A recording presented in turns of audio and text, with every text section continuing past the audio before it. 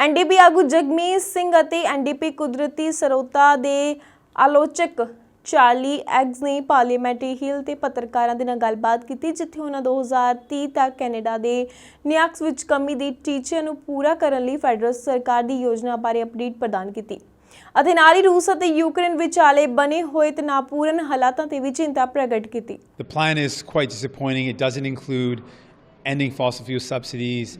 It doesn't have a clear plan for transition and doesn't really focus on the supports that workers and communities will need to deal with moving forward in a way where they have good jobs and they've got good opportunities for the future.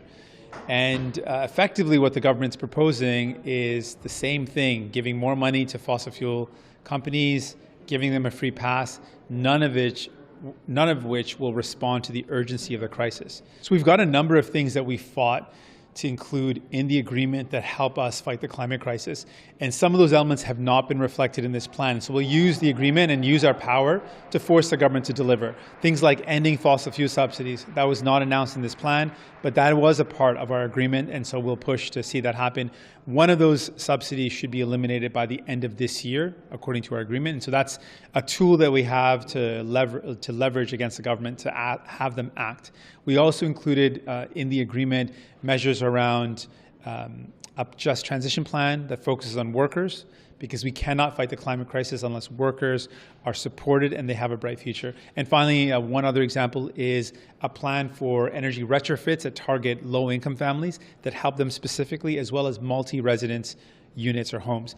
And that's another plan that we want to see happen. These have measures in place in terms of deadlines and dates, and we'll use the agreement to push this government to do more. Every role that we can in order to end this war, to bring about peace. Canada has played that role really effectively in the past. People expect us to. We've got a significant Ukrainian-Canadian community that wants to see us doing more. And I absolutely think if Ukraine asks for it, if other countries are encouraging it, we should be playing more of a role. And that particular role in terms of providing assurances that we move forward in a peaceful way and ending the war are absolutely the type of role that Canada should